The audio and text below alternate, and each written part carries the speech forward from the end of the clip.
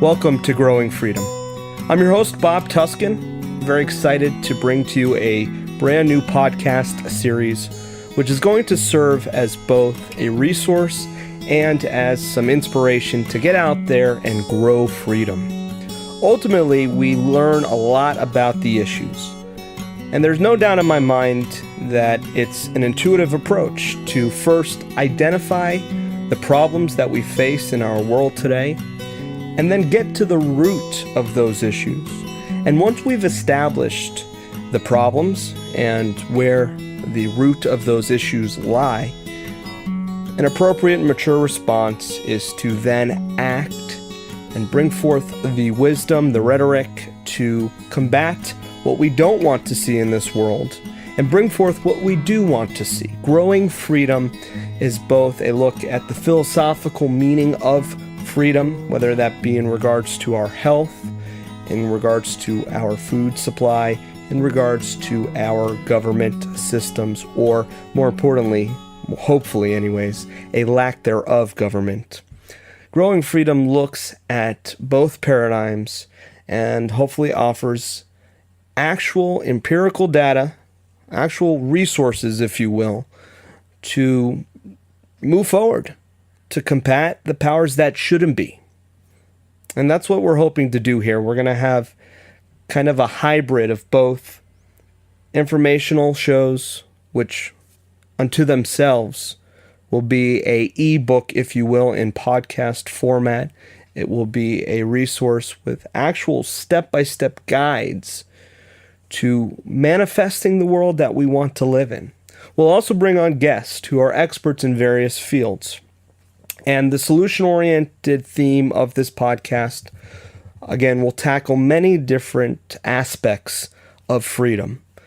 Health is a big one for me. If we are not physically healthy, then ultimately we are succumbing to the powers that shouldn't be and their dysgenics agenda. Say that 5 times fast. Education, another big one. If we are not learning how to think, if we're not able to think straight and have the critical thinking skills necessary to decipher propaganda and so on and so forth, then we will be victims to their mind control. So education is a big component of this growing freedom. Food sovereignty and food and water, these are key components to being able to be self-reliant and not dependent on the FEMA camps or any of these traps in place. And we're going to continue to outline many of the topics that we hope to cover in our Growing Freedom series of podcasts. It's also a part of a documentary that I'm making along with Chris Tompkins. And this documentary project is something that I'm very excited about because it's going to bring the same theme, the same basic elements of what this podcast hopes to look at in a more in-depth fashion perhaps, but it's going to apply the visual components and put into film form an inspirational tale of growing freedom, both a look at avoiding the tyrannical traps that are in our world today, while looking at real-life action taking place. It's going to follow my homesteading journey. It's going to take a look at others who have actually practiced what they preach, gotten off the grid. They're not dependent on a grocery store that gets their food from thousands of miles away and a grid system that at any given time can be left absolutely useless because of, well, a cornucopia of various reasons. An EMP is a major one in my mind, but the list goes on and on. So the film Growing Freedom, a documentary film, is going to be another aspect of this project, of this initiative, if you will. I want to look at this as kind of, and this isn't me trying to be grandiose or anything, or trying to be a savior, if you will. This is just me genuinely trying to make the best of this content, of this voice. You know, I've done radio for 10 plus years, and I've had different incarnations of the type of radio that I do over those years. Starting off with perhaps more of a look at the problems. Of course, waking up to what happened on 9/11 was a major inspiration. And when you start to go down that rabbit hole, you start to see all sorts of doors open up. But now my radio has taken, or at least my passion for radio has taken a turn for the better, which is growing freedom. This is it. This is hopefully the culmination of many years of trying to not just do radio for the sake of doing radio, but doing radio in these serious times when we really need to have important content out there that I think will help people, will save lives perhaps, if you will, and so on and so forth. So without getting into too much of my bio and to bore you with the various stages of radio that I've done and media that I've done, I really feel that this is taking it to the next level, and I hope you join us on that journey. And when I say join us, I'm very inspired and appreciative to the folks who are helping make this happen. And we have a great web team that is making this website absolutely flawless and helping people to be able to access the resources. We have a film team. We have writers for our film. We have my co-producer, Chris Tompkins, who's been working on it. And for this podcast project, I'm very happy to introduce Ryan, who's going to be producing and working with us on these shows, helping to really get into the nitty-gritty and flesh out these topics. And without further ado, I want to introduce Ryan. Ryan, thanks again for joining us. I'm very excited to have you involved with this project. You're an absolute brilliant resource, and I'm glad that we could connect. Tell me a little bit about what you plan to do and what your vision is. Well, thanks so much, Bob. I truly am excited to be part of this project as well. I reached out to you recently in an attempt to, submit my efforts and try to supplement the project in any way that I could. And I'm very glad to be participating in the podcast format. So really, my background, I'm just an average guy. I live a somewhat suburban lifestyle. I'm part of that middle generation where, we didn't have quite as many of the creature comforts as the baby boomer generation, and we're really learning to live with less. We see that economic systems are beginning to falter. We see that government is becoming more tyrannical, more authoritarian, and really taking more and more rights from us on a daily basis. So really my goal with this project is to learn as much as I can to be a self-sufficient individual, to contribute to others in learning about those virtues and practices, and really just trying to find ways, especially for me in my situation, because I do, like I said, live in a somewhat urban environment, finding ways for people like myself to live self-sufficiently who may not have access to land or are able to get land in the near future, to find ways just to rely less, to have less of a dependency on government, on public infrastructure, and really just do what's best for them, their families, and their smaller communities. So that's really my goal, Bob. And we're going to bridge the gap. We're not going to make this a unreachable show where we're telling you things that are not within a intuitive reach for most. We're going to really try to make this as pragmatic and practical as possible. And it's very important that we meet people where they're at, I think. I've often said when people ask me, Bob, what's the best way to start getting into prepping and getting into this sort of growing freedom philosophy? And my response is always baby steps. Let's incrementally, as the powers that shouldn't be have incrementally brought us into this dependency on their system, let's incrementally work our way outside of that. Let's start today with a simple thing like making sure you have a good plan in place for how to reach a clean and safe water supply when the municipalities go down, when there is some sort of contaminant in the water. What do? And there are simple steps to take when we look at that predicament and we look at the necessity of water. There are simple things you can do, and they are within reach regardless if you live on a 5-acre homestead in the middle of nowhere like I do, or if you're in suburbia. And we're going to look at that. We're going to try to make this as practical and pragmatic of a resource, and hopefully inspire people as well to share this with others who might need a little bit of a push, a nudge, if you will. And ultimately, we can offer that nudge, Ryan, but we could take that horse to the water, and as you know, there's no way to force it to drink. So it's going to be up to everyone who is listening to this to put this into action. And why do we want to put this into action? And why do we think that it is important to not depend on government? It's because right now, as it stands, the more dependent you are on government, the more dependent you are on external sources of sustaining, life-aiding resources, the less free you are. And if we take a look at our society today, most people are dependent on our monetary system, which many of you know is controlled by a central bank and a group of private individuals who are interested in usurping us in their usurious terms and creating debt slaves. And we can do whole shows on that, and perhaps we will.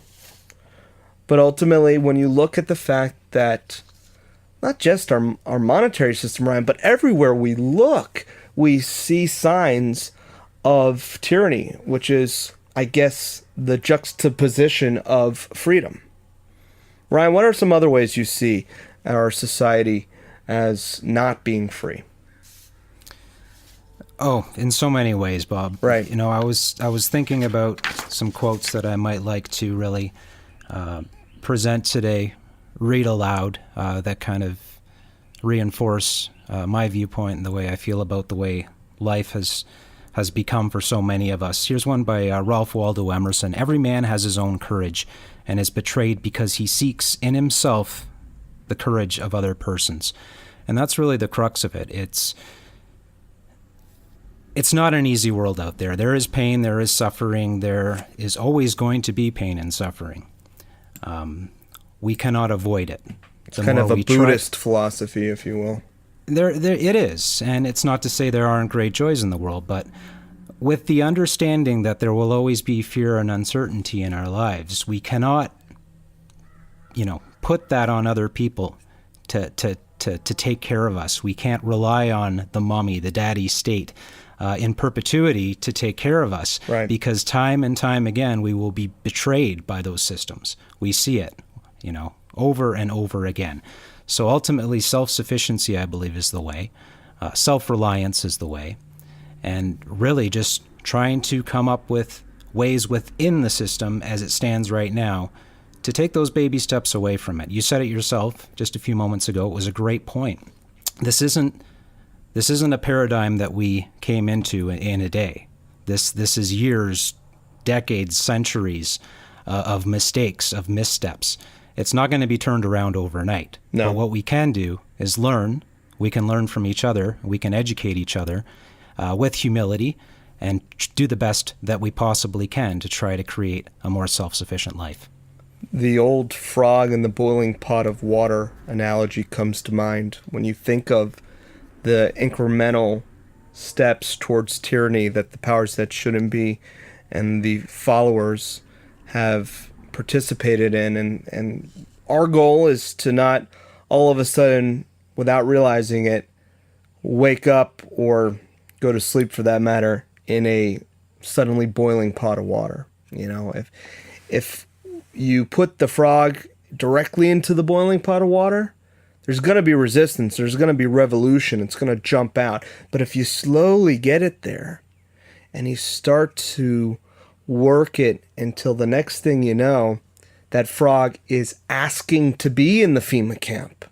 It's saying, hey, I'll get whatever vaccine, I'll get chipped, whatever you want. I'm starving. I need to eat. I need to get into this FEMA camp. I'm afraid of terrorism. I'm afraid. I have the fear and the necessity now. And you've finally got me to this point where, please, let me be your slave. And that's where we have been heading. That's where we're going to continue to be headed, unless we all start to, on a microscopic level, take our lives into our own hands. We know that on a macroscopic level, most of us, if not all of us who are listening to this right now, are pretty much disillusioned with the state. And that's really centralized government and countries and so on and so forth. That's the macroscopic, if you will, politics in general. That's the macroscopic way of dealing with things. You know, if we have the right lawmakers making the right decisions, then we can inspire change. Or if we just elect or select the right president, that's going to change things. But as you and I both know, Ryan, that's not the solution. The solution is one of grassroots, is it not? Completely agree. You know, you have to find within yourself the virtues that you want to see in the world. You have to live what you want to see within the world. And that's the only way this is going to be solved. When we externalize control, when we externalize authority, when we externalize decision making and rely on others to get us out of this mess, it's not going to happen. We got to take care of ourselves. There's nobody here to save us. We got to do what's right for ourselves in the present. You're such a frickin' party pooper, dude. It's just so much easier to think that mommy's going to save me. And believe me, I wish she would. Yeah, maybe your mother would, but yeah, there are a few people in the world that would take the place of a parental figure. And that's true.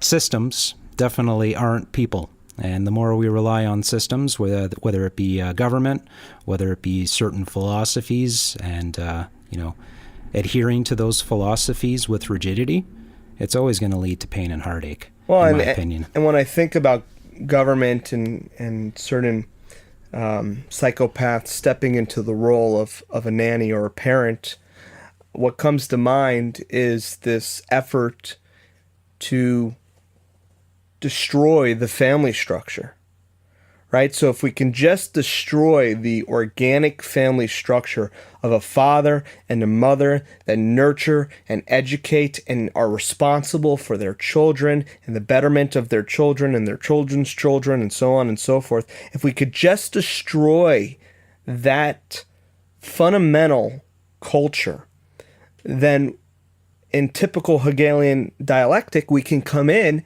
and offer a solution. So the problem is our family structures are being destroyed. And, we need something to take the place because now we're experiencing this abandonment. We're experiencing the psychological and physical things that come with the family structure being destroyed. Well, how convenient. The state will save you. The state will be your foster parent. And if it's not the state, I use the state as kind of an all-encompassing term here, it's some other psychopathic centralized control that often does not have your best interest in mind. Let's for a moment take a look at media in general, because this is obviously an extension of what some might call the truth movement. And the truth movement, as many come to find out, is, pardon the crude expression, more of a bowel movement. And that's unfortunate, because amongst the truth movement, there are nuggets of vital info and vital work that is being done. And with the internet, as you know, there's a double-edged sword that's kind of created through the internet proliferating open source information. You have a lot of fluff. You have a lot of misdirection, possible COINTELPRO, and so on and so forth. And sometimes you have to cipher through all of that just to get to the nuggets of imperative info, of practical info, like what we're trying to accomplish with this show. So it's a double-edged sword as far as I see it, and I will not spend our time poo-pooing other people. I will also not spend our time doing the guilt by association thing, because that right there is creating more harm than good. There is more division amongst the so-called truth movement, rendering us useless, rendering us victims of typical divide and conquer. And that is really unfortunate, because ultimately what I would like to bring forth with this podcast is an agnostic form of learning and researching with a basis in critical thinking. There's a great Robert Anton Wilson quote where in his book Cosmic Trigger, he talks about the fact that he is an agnostic thinker. And Aristotle encompasses this philosophy best in a famous quote where he says, "It's the art of a good thinker to be able to entertain a thought without accepting it, nor negating it for that matter." And that process is something that I'd like to have as kind of a prerequisite as we move forward with this podcast and in this series, if you will. And I think it's going to be something that differentiates us from some of the pitfalls of the so-called truth movement, which, as you know, is oftentimes promoting fear-mongering, which can be healthy at times. I'm not going to just discount something because I Pollyannishly don't want to hear anything that's going to make me feel afraid. No, folks, this isn't going to be a New Age bullshit podcast where we promote the idea of neglecting real things that we ought to be scared shitless about. If that bear comes at you, ladies and gentlemen, you do not sit there passively, although I actually heard debates about this recently, Ryan, about what you really do if a bear's attacking you. I guess it varies. I guess sometimes you play dead. But the point being, if somebody comes after you, you stand up. You don't ignore that imminent threat, because it's just easier to put your head in the sand, rather, like an ostrich. It's just easier to turn on the television and escape. No, folks, we have to identify this stuff. So when we accuse others of fear-mongering, let's take that with a grain of salt here. Ryan, you want to speak more to what you see as some of the pitfalls of the so-called truth movement and this atmosphere that we're trying to maybe change, this paradigm that we're trying to change with what we're doing here? I feel you really nailed it there, Bob, in that the reason I was so excited to be part of this project is, on the one side, as you've said, we've got the truth movement. If we're going to label it that, it could be called many things, like you've said. So much pessimism, so much defeatism, so many rabbit holes that you could go down and be researching for years and years. And what do you have to show for it at the end of the day? I am somebody that is very interested in a lot of these topics, whether they be esotericism, the occult, some of the governmental programs, whether they be confirmed or speculative. I'm really into all those topics, don't get me wrong, but I also understand that, as the old saying goes, analysis paralysis. You can't just sit there and take in all this negative information. You go through bouts of depression, and you sit there and you're not sure how you could live in a world where things like this happen every day. So when I saw that you were working on a project like this, Bob, it excited me because keywords, solutions-based. What can we do? I'm somebody that when I see a problem, I want to fix it, sometimes to the point of, going a little bit crazy over it. But I'm a fixer, and I really like to try to find solutions to problems instead of just dwelling on the problems. To be part of a project that focuses on that, but like you said, not in a new agey, everything is great kind of way, because on the flip side of the truth movement, we've got, this kind of homesteading movement or back to the land movement, where a lot of folks they're very naive. They're not aware of all the ills of society that exist. So I think this is a tremendous marriage of those two worlds, finding a middle approach, so to speak, that blends proper philosophy, taking a balanced emotional approach to the problem that we know exists, but here's the key, taking right action and doing something about it that's tangible. Yeah, I think that's important. I think it's necessary for us to kind of meet some of these folks in the middle. You might come to us with a certain background in mind, but whether or not that background is the same background that I come to this with really doesn't matter that much in the end. In other words, if you are getting prepared and protecting yourself because you think that radical Islam is the number one enemy, I'm not saying that it isn't an enemy, I'm not saying that it is, but let's just say, hypothetically, you're a guy who's a doomsday prepper, and you're a doomsday prepper because radical Islam is going to kill us all. Well, you'll still benefit from this show. You'll still benefit from this show. And we're not going to alienate people based on what niche they're interested in, because ultimately, we're interested in a lot of things. And this show is not going to negate those interests. If you are a flat earther and you are listening to my voice right now on the broadcast, welcome. Welcome. No, we're not going to talk about the flat earth. Not because I'm trying to censor the topic, but because I don't find it relevant or germane to what we're trying to accomplish with this podcast. And I hope on your free time, or, there's plenty of time in the day, there's plenty of time to listen to podcasts, I hope you choose to incorporate this one, and you're not flat earth 24/7. If you're interested in extraterrestrials, welcome. Welcome. Because terrestrially, we got a lot of shit to work out. If you are interested in Donald Trump as our savior, welcome.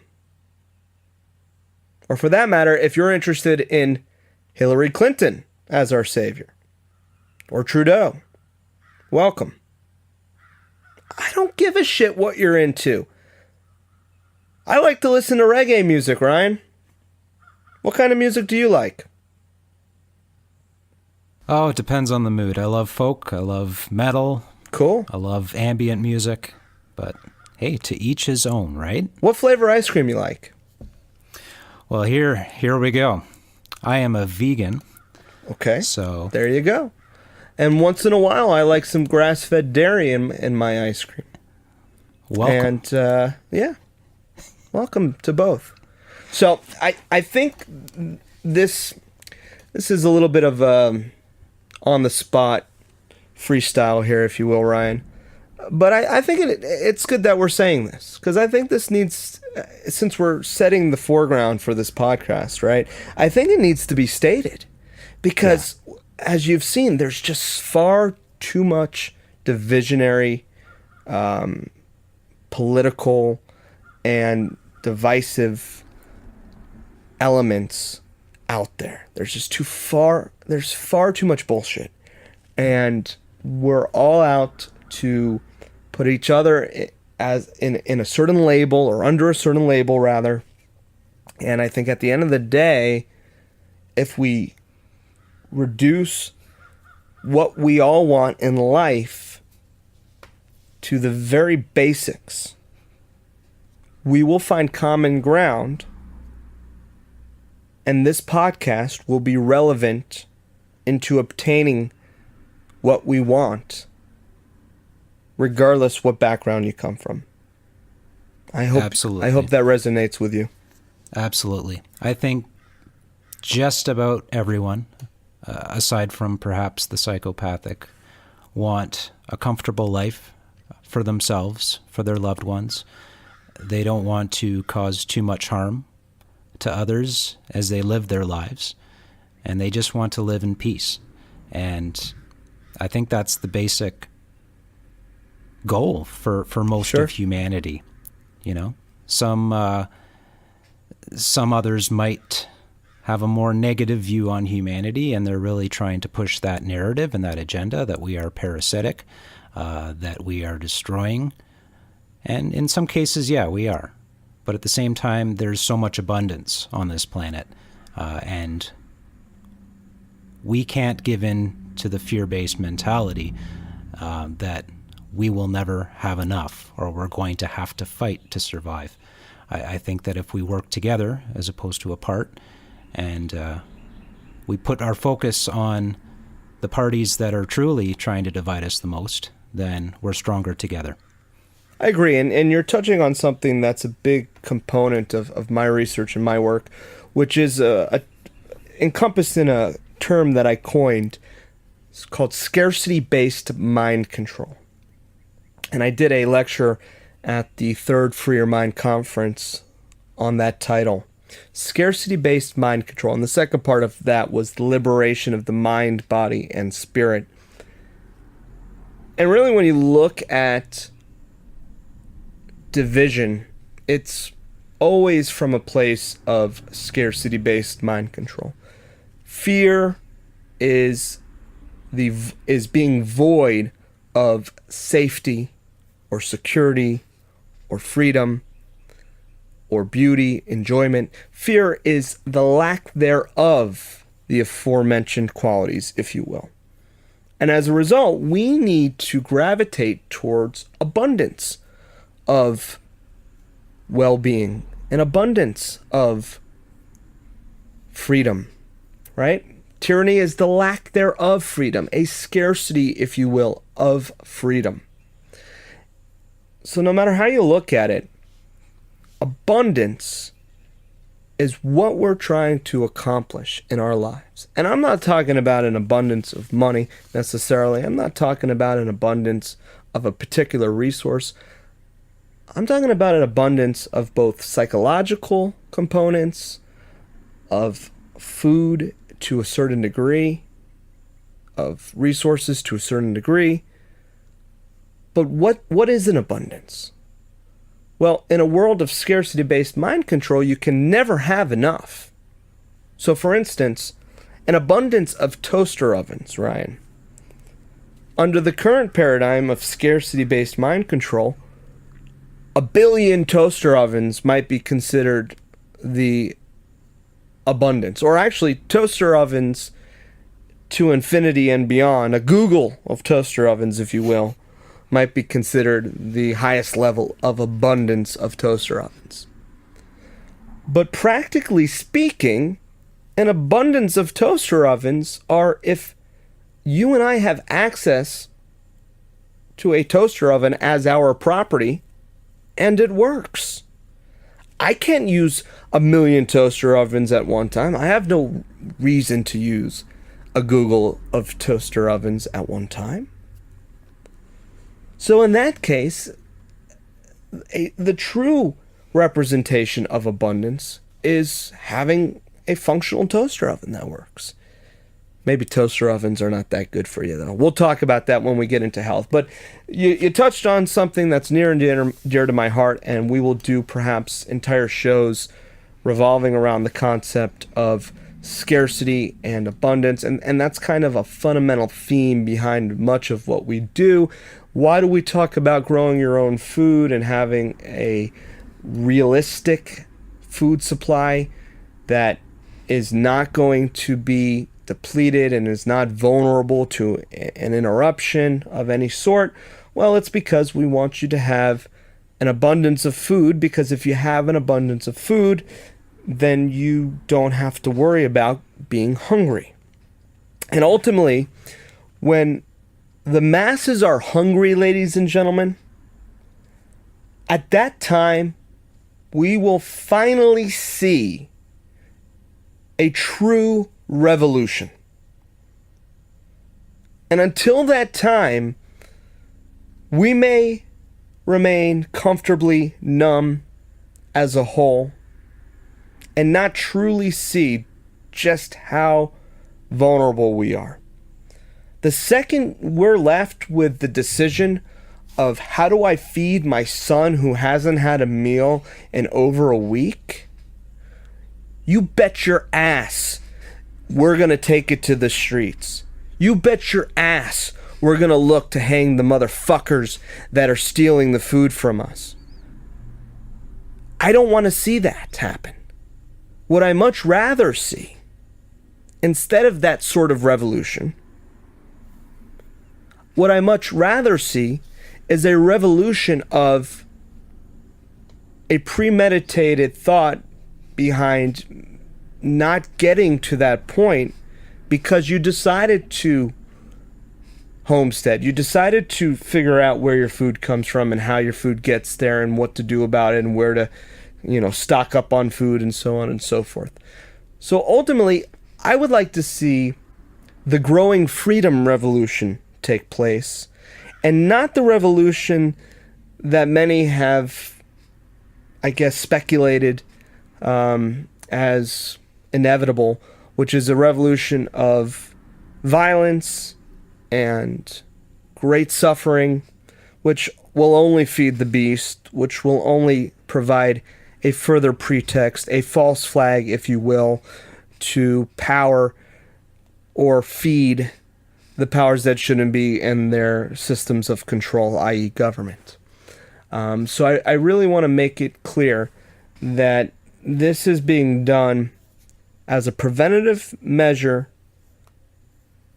in the spirit of revolution, but in the spirit of a revolution which I think is entirely feasible, especially if enough of us, and when I say enough of us, I don't mean 50%, I mean 10% of us. 10% of us get our shit together and are able to protect ourselves and our family and overcompensate perhaps a little bit for our community. Once you get your stuff together, then maybe you can look at your community.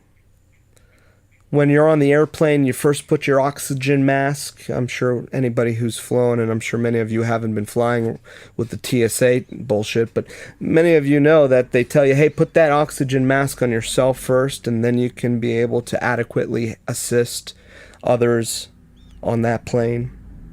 Let's put the oxygen mask on ourselves, and then let's work at that point to help our communities as well. And that's kind of what I'm doing simultaneously as we do this show. I'm doing the show as a first-hand exercise in implementing the things that we talk about. Everything we research, everything we talk about, I am actively seeking to physically do, or mentally do in some cases, in my own life. And I'm at the same time supplying this as a resource so that others in my community can do the same. I'm glad you brought that up, Bob, because I want to learn vicariously through you. I want to see some of the challenges that you face as you attempt certain practices, as you work on your land. So it's going to be a great learning experience for me, and I hope and I believe too for the audience. But likewise, I'm going to do the same. And like I said earlier, I don't have the land. I live in a somewhat suburban, semi-urban environment, so I'm going to try to take on practices too that, little tips here and there. What can I implement into my life? And I'm going to share my experiences and my results as well. And I hope that is positive and is useful for the audience as well. Ryan, have you ever sprouted seeds? I have not. So one of the cool things that I like to talk about for people in major metropolitan areas is that they can stock up on food, of course, and they ought to. Freeze-dried food, and we'll do a show maybe comparing and contrasting the best food storage, the best food to store, however you put that. But one of the cool things I like to talk about is the fact that anyone just about can have live food and continue to produce that live food. Granted, there's a little bit of sunlight, a little bit of water. You can have sprouts. You can take, and sprouts, you aren't just your old-fashioned alfalfa sprouts that you get at the salad bar. Sprouts can be delicious. You can have pea sprouts, which are great. Gourmet restaurants are including them as if they're the next greatest thing. You can have just about anything that you can sprout from seed, you can eat when they're young. And it's a great way to just say, screw you. I don't need to have 5 acres necessarily. As an in-between step, at the very least, I've stocked up on seeds, which are more valuable than gold, perhaps, in certain context. And hey, I can actually grow this food with very little demand on having enough land and space, and it's still there. It's live food. That's great. Sounds like a good first project for me to try out. Yeah, just sprout, man. And it's simple. It's really simple. Just have some sprouts on standby. All right, so we're going to talk about all sorts of things. And one of the first shows that we have planned, in addition to many guests that we're having on, experts in various aspects of this podcast theme that we have going here. We're going to talk about urban farming or urban survival, if you will, and how to kind of bridge the gap there and make some steps. So that's in the works, of course, and I'm excited to get to that show. But let's see here. Let me recenter myself here. Yeah, I guess we should start talking about the various topics that we hope to discuss, some of the show themes that we're going to get to. And as I mentioned, urban agriculture is one of them, living sustainably in a small urban footprint. And we just discussed one aspect of that, right? You got it. Moving on, we'll talk about a strengthening of an urban-rural relationship. And this is going to be covered in our film to a certain degree. Actually, our producer, Ryan, just went to his local farmer's market to start shooting some footage for this section. But there is definitely kind of a great vibe, a great community. And mind you, many of these folks might not be completely in line with your views on the world.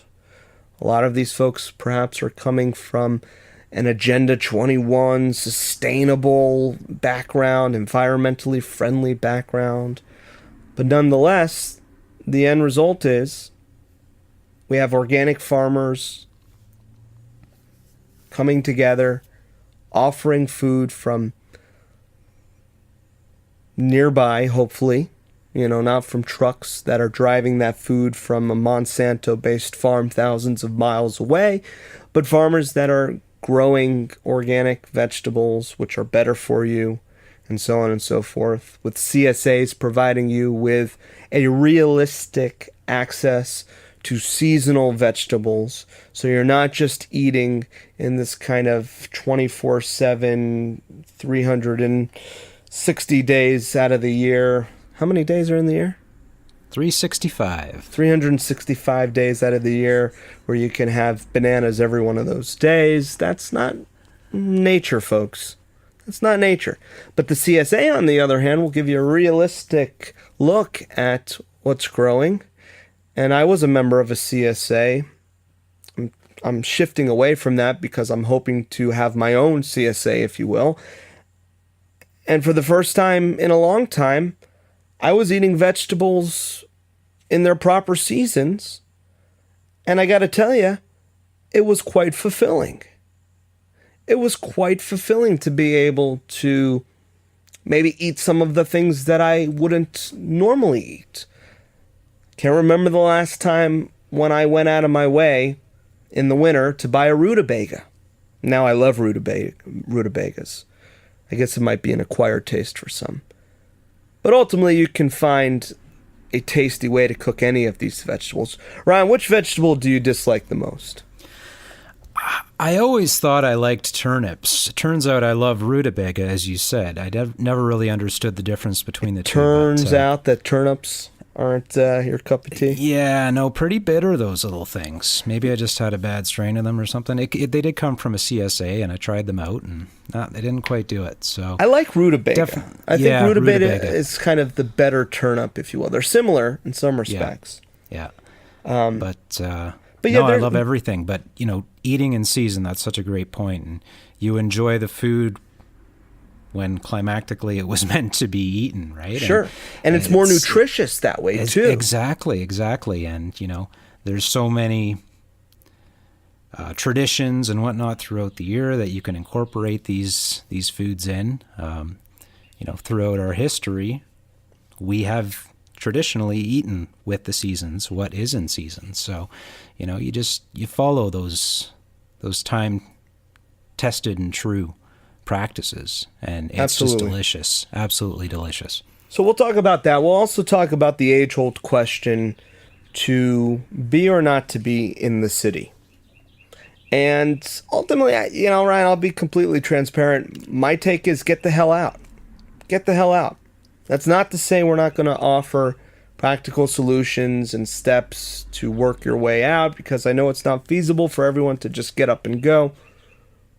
But if you do live in suburbia, maybe as a middle ground, you'd be amazed what you can produce on a half-acre lot. Or perhaps you might take advantage of a community garden. There are great opportunities in most areas nowadays to participate in a community garden. That was one of the first things I did, Ryan, when I was in college.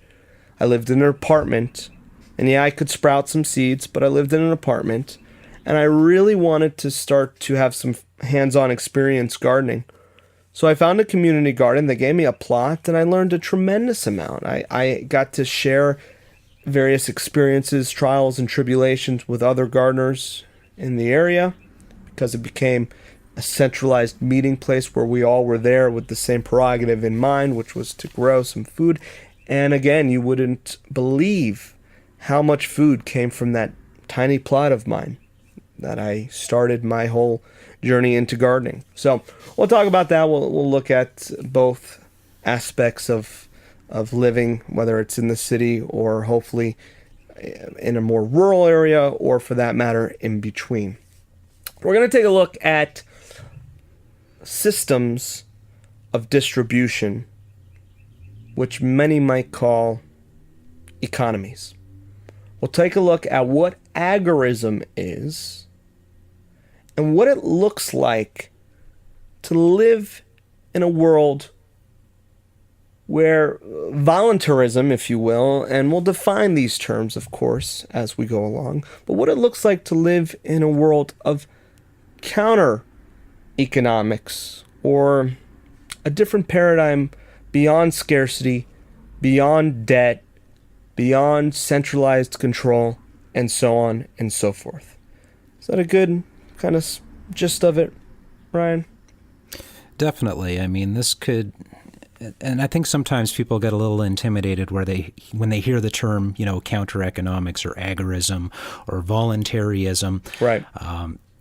People sometimes are intimidated by labels. They're worried that it might be too extreme. But hey, I mean, it could be as simple as making a conscious effort to, shopping at a thrift store or a nonprofit organization, bartering, utilizing online resources to buy and sell. You're going to avoid paying, sales taxes on items. You're going to be able to create stronger local connections with people that are in your community, and you're going to keep those Federal Reserve notes within the community, and they're not going to go out to the coffers of large multinational corporations. So it could just be as simple as that, reusing items, finding use for items.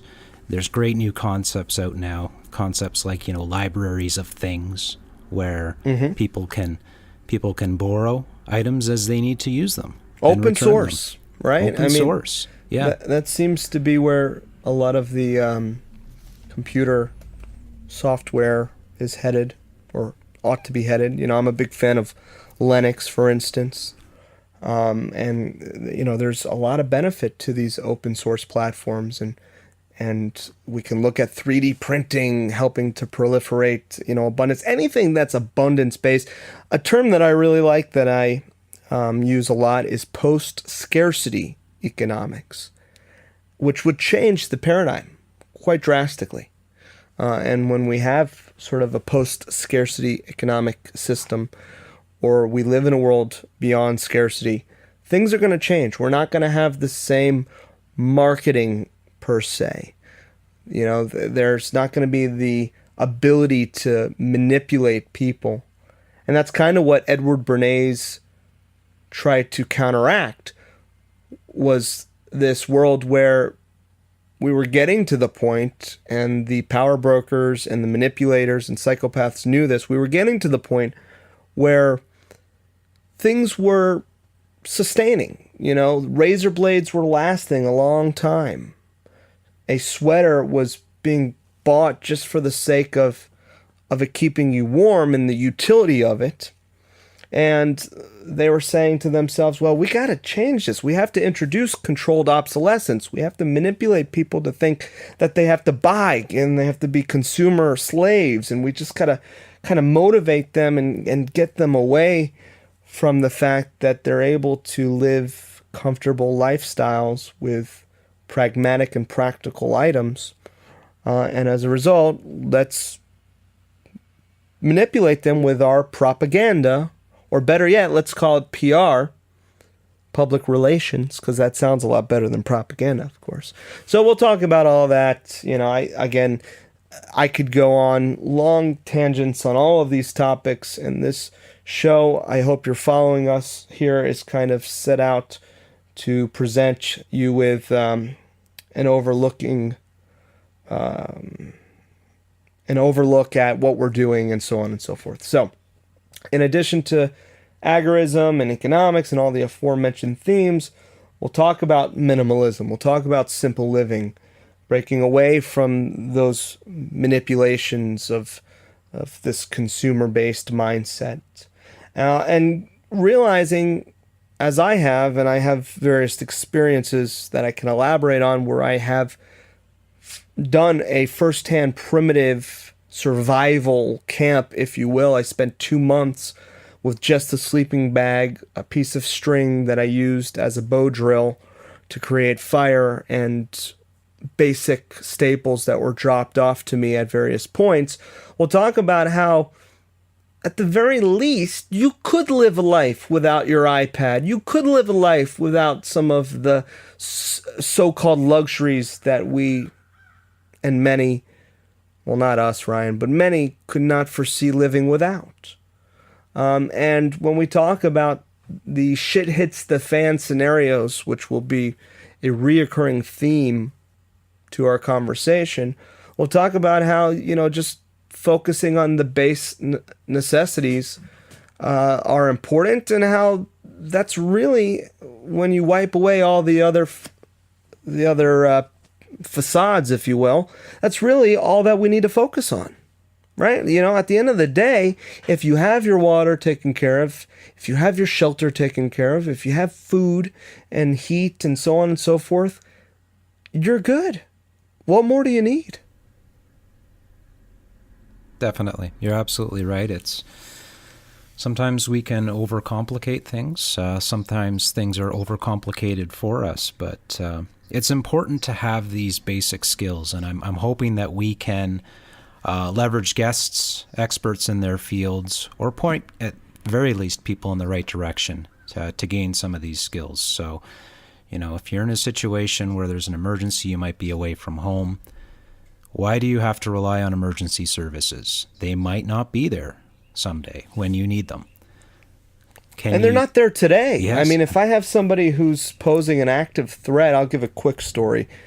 My neighbor's dogs were out. They're aggressive. They were killing our livestock. My 4.5-year-old was in danger. At that one moment, for the first time, for as long as I can remember, I called the cops. Right? I called the cops thinking naively that they would get there before I could. I wasn't home. Yeah. And I called the cops thinking that they could calm down the situation and protect my family from those dogs. Well, I ended up getting in my car. I was about 45 minutes away. I got there in about 20 minutes because, heck, I had to get home. The daddy bear mentality kicks in, the fight or flight mentality kicks in, and I got there on adrenaline. Long story short, the cops didn't end up getting there for another 30 minutes. Okay, so it took them 50 minutes to get there, and I naively thought they could help my family within 20 minutes. So we can't depend on them. That's why we have to continue to embrace the Second Amendment. That's why we need to continue to embrace our own security, and safety being taken into our own hands. So it's very important that we talk about that and focus on self-reliance as much as possible and survival. And we're also going to talk about educating ourselves and our youth, why we want to avoid certain school or schools, as the Prussian education system initially called it, certain mind control systems, and what we would like to see in that place, how we would like to nurture our seeds to flourish and to be critical thinkers and be functioning members of our society and not be manipulated and controlled by the indoctrination camps, if you will, and so on and so forth. Ryan, we could do a lot on that. I know you're a father, as am I. It's an important topic, wouldn't you say? Absolutely. I'm very passionate about this subject. I would be remiss if I didn't bring up somebody very specific when we're talking briefly today about education. John Taylor Gatto? John Taylor Gatto, you got it. I knew you were going to say that. I got a quote here. He says, "I feel ashamed that so many of us cannot imagine a better way to do things than locking children up all day in cells instead of letting them grow up knowing their families, mingling with the world, assuming real obligations, striving to be independent and self-reliant and free." And Wow. If you listen to that quote and you look at the way our education systems are organized and set up in today's society, they ultimately do the exact opposite of what he is hoping for them to achieve. So it only stands to reason. What is the goal of these educational systems? Why aren't they teaching children about the basic fundamentals of self-reliance and independence? We gotta work with our children as much as possible, whether we can pull them completely out of the system or if we have to work with the system and try to supplement their education as best we can. It's of utmost importance because, going back to your title for this podcast series for the project, Growing Right. Freedom, I think such a huge part of that is growing the next generation. Like how many of us in the United States, I'm from Canada, I'm 4 generations removed from immigrants that came from Northern Europe that settled in very harsh conditions and made a life for themselves without any kind of intervention or support from governmental agencies or welfare state. How have we got to this point in 4 generations? What can we achieve in the next 2 or 3 generations? It starts today. We have to teach our children how to live better lives, be more self-reliant, and in turn teach their children these things as well. So I think it's massively important. I couldn't agree more, and we'll spend a lot of time on that. All of the aforementioned topics and the remaining topics that we're going to mention, we're going to get into in a very in-depth fashion, really focusing on not just why we should homeschool perhaps or unschool, but how we go about that. Again, supplying a resource on these topics unto themselves and a guide, if you will, to the best of our ability so that you can actually put it into practice and come away from the podcast with plans of action, right? So that's kind of my vision, is to use this as something that when you're done listening to it, you're taking away something that you can then do. You say, hey, I'm taking away a point of action from this. And we hope to do that with all of these topics. We're going to talk a lot about health. There's so many different facets of health, and we're going to get into all of these various facets, whether it's the importance of vitamin D, how to keep certain minerals in your system, how to deal with cancer. I got John Vibes, a good friend and colleague, dealing with cancer. We'll talk about how you can cure cancer. We'll talk about how to prevent cancer. And the list goes on and on and on. So we'll talk a lot about health. We'll talk about intentional communities and the benefits and pitfalls of alternative communities. We'll interview people who are actively embarking in these sorts of communities. We'll talk about art and what we want to see in life, beauty, and various aspects of cinematic expressions of self-sufficiency, whether they be fictional, artistic, and just beauty and music. And I hope to talk about some of the things we want to see in our lives, good food, so on and so forth. We'll talk about the psychology of fear. We'll talk about how to better our own emotional intelligence. Right? So we'll spend a lot of time focusing on our mindsets, on how to have a appropriate psychological health, if you will, and how to obtain that. And there's a lot we can say on that. But I kind of want to wrap things up and keep this at about an hour for our introductory show, Ryan. Ryan, I'm very excited about this. We have some great stuff coming. Future episodes will include some great guests. We have the author of a great book, When Technology Fails, Matthew Stein, coming on to take a look at all of the possibilities as far as how shit might hit the fan, as well as what we can do about it. And he presents one of the most compelling cases to inspire you to get ready. We'll take a look at an interview with Sophia Smallstorm, where we're going to look at EMFs and some of the dangers of smart meters and electromagnetic frequencies that we're being bombarded with on a regular basis, whether it's Wi-Fi or cell phones and so on and so forth. I have an interview coming up with her that I'm very much looking forward to.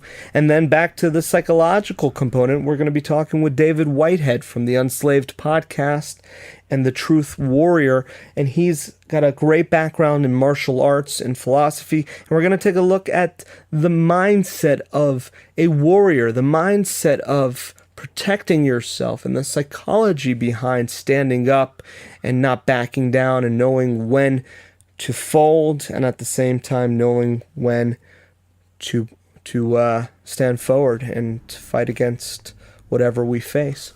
So there's so much coming up. I hope that the audience is involved on an active basis and on a regular basis. They're involved actively, rather, and that they contribute. We want people to suggest guests, to ask for show topics, to provide us with what they have come to find out as whether or not it's a solution or a problem. Either way, we want to hear from you.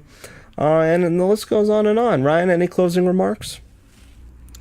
Really, I'm just very excited to see this project unfold, to participate, to learn, and to make some great connections. That's really my goal. I've done a lot of research over the years. By no means am I an expert in any particular field, but I feel that I have something that I could give back to the community and give to others, so it could aid them in their journey. And that's my goal as well. I'm looking forward to great insights and to solutions. Here's to growing freedom, my friend. And this has been Growing Freedom, our inaugural episode.